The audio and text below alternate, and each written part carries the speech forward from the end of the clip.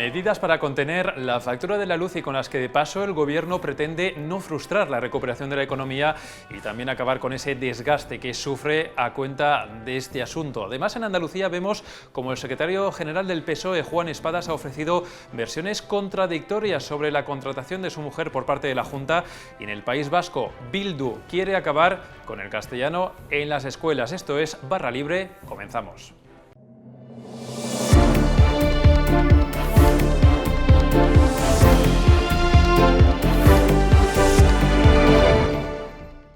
Y comenzamos esta edición de Barra Libre comentando esas medidas, ese paquete de medidas aprobado por parte del Gobierno para tratar de abaratar la factura de la luz. En casa muchos nos preguntamos si realmente esto va a ser posible, pero una de las cuestiones que también se plantea el Gobierno, Alejandra Olcese, ¿qué tal?, es saber si con estas medidas se va a poder evitar que se frustre de alguna manera la recuperación económica.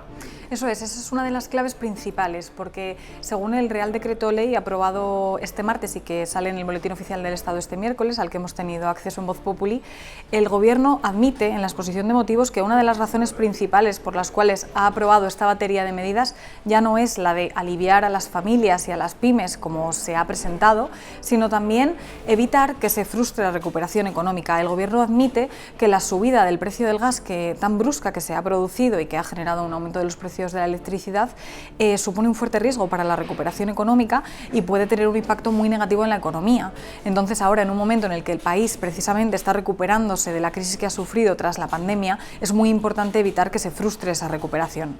Claro, Alejandra, porque estamos en plena recuperación, también ahora empiezan a distribuirse esos fondos europeos, pero a ver, yo te pregunto si realmente toda esta situación que se ha generado en torno a la factura de la luz, realmente puede comprometer esas previsiones económicas tan favorables para España después del batacazo tremendo del 2020 y que nos sitúan en 2021-2022 dentro de esa locomotora, digamos, del crecimiento europeo. Existe una preocupación. Es verdad que las previsiones económicas son buenas, tanto el Gobierno como las principales instituciones, Banco de España, IREF, BBVA Research, FONCAS, todos hablan de una horquilla de crecimiento para este año de entre el 6 y el 6,5%, que es un crecimiento no tan bueno como el que se esperaba a principio de año. Recordemos que en presupuestos el Gobierno había hablado de un crecimiento de hasta el 10%, si se ejecutaban plenamente los fondos europeos, pero aunque es muy buena esa previsión, hay una preocupación de que la inflación pueda frustrarla, no tanto a corto plazo, sino también incluso en el año 2022.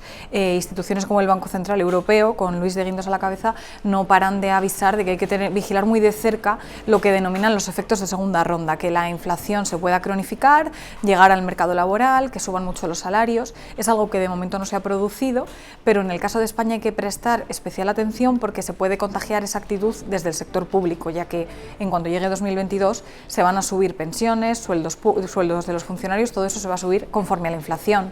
El Gobierno esperaba un IPC medio en 2021 del 0,9 y en lo que va de año tiene un crecimiento del 1,9. Se acaba de saber que en agosto subieron un 3,3% los precios. Así que bueno, es algo que hay que vigilar de cerca y es algo de lo que están advirtiendo todas las instituciones.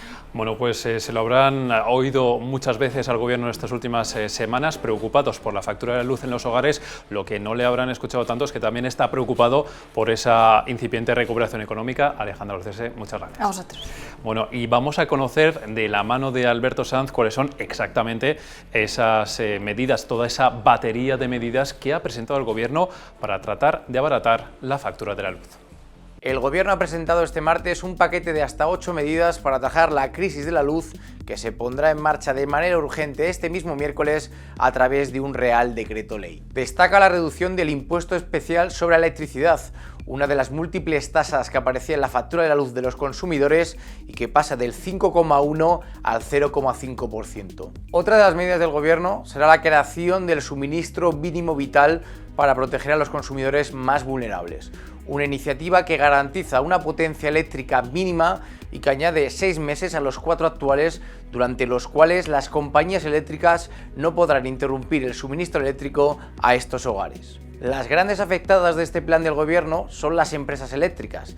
Estas compañías que explotan las centrales nucleares o las hidroeléctricas, como Endesa, Iberdrola o Naturgy, verán cómo el Gobierno les retirará de forma inmediata la retribución sobre el CO2 que no emiten, una decisión con la que el Gobierno espera recaudar 2.600 millones de euros.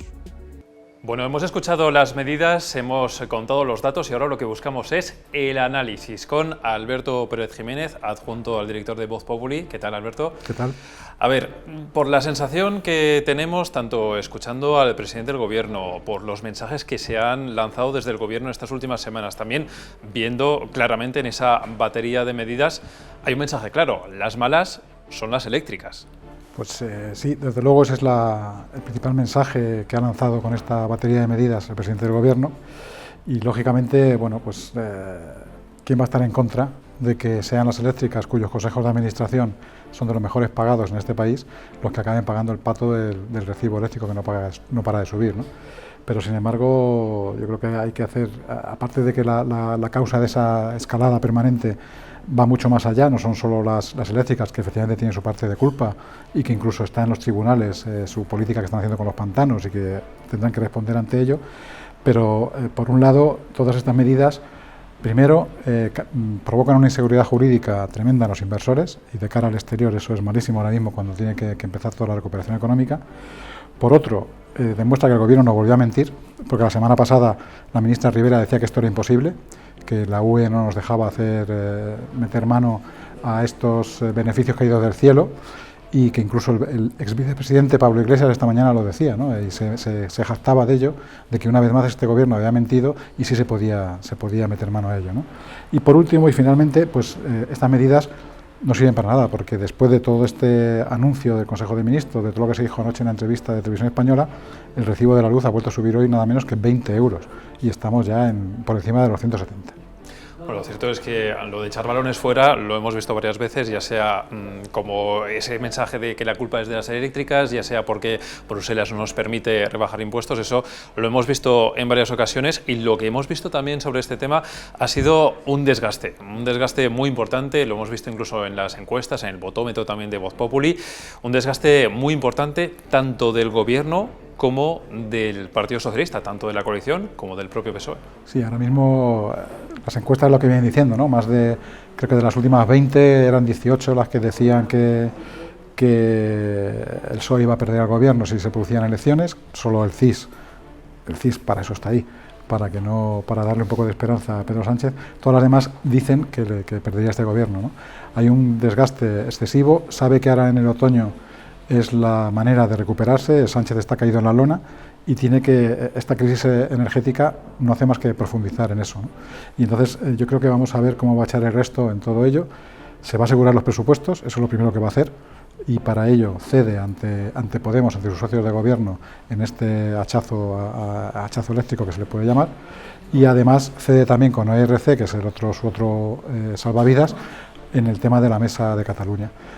Su principal prioridad ahora mismo es tener los presupuestos aprobados, poder seguir adelante, poder disponer de los fondos europeos y, bueno, luego ya Dios dirá. Bueno, pues el precio de la luz, a ver si baja de verdad, a ver cómo va la recuperación económica también, temas muy sensibles para el Gobierno que seguiremos analizando contigo, Alberto. Muchas gracias. Gracias.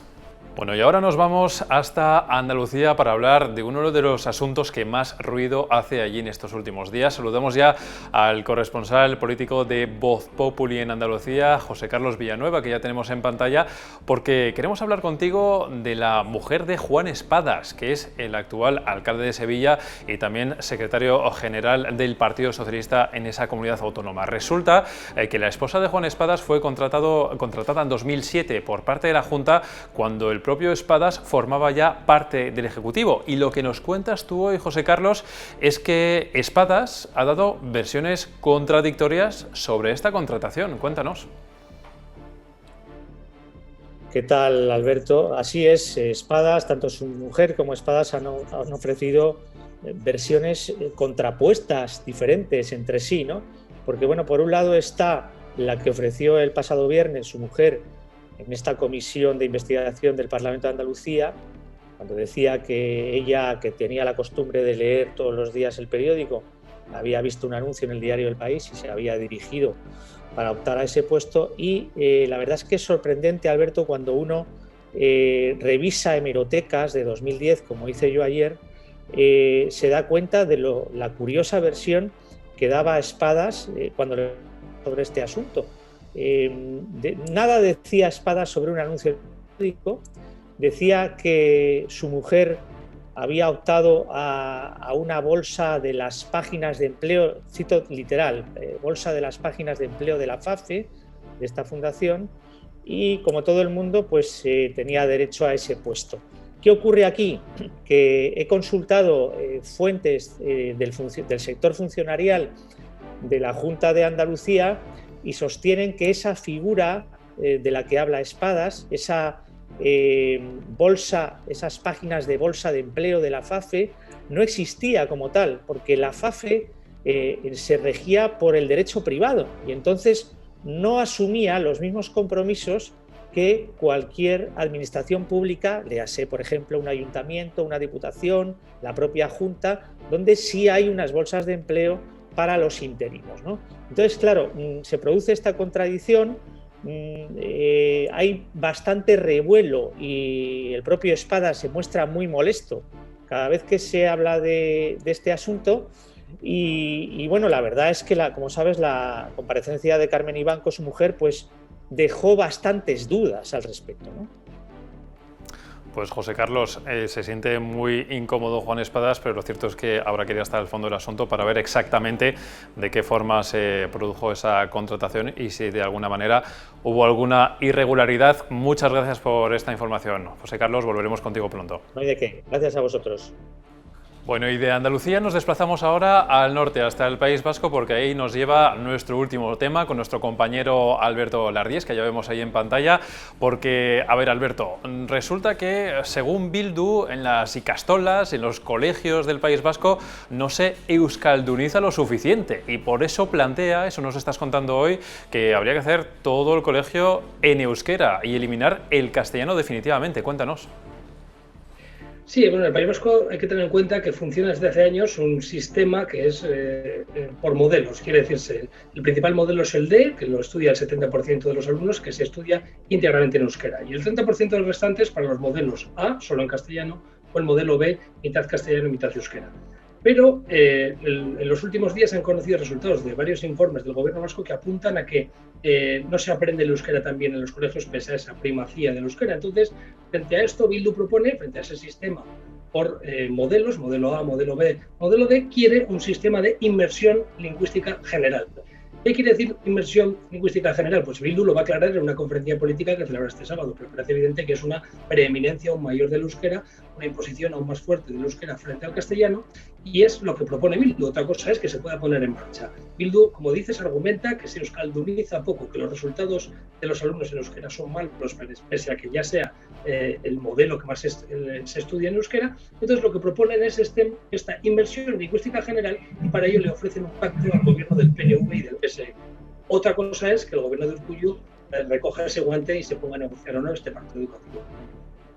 Pues Alberto, vamos a tener que estar muy pendientes de ver si ese gobierno de Urkullu recoge el guante o no de Bildu.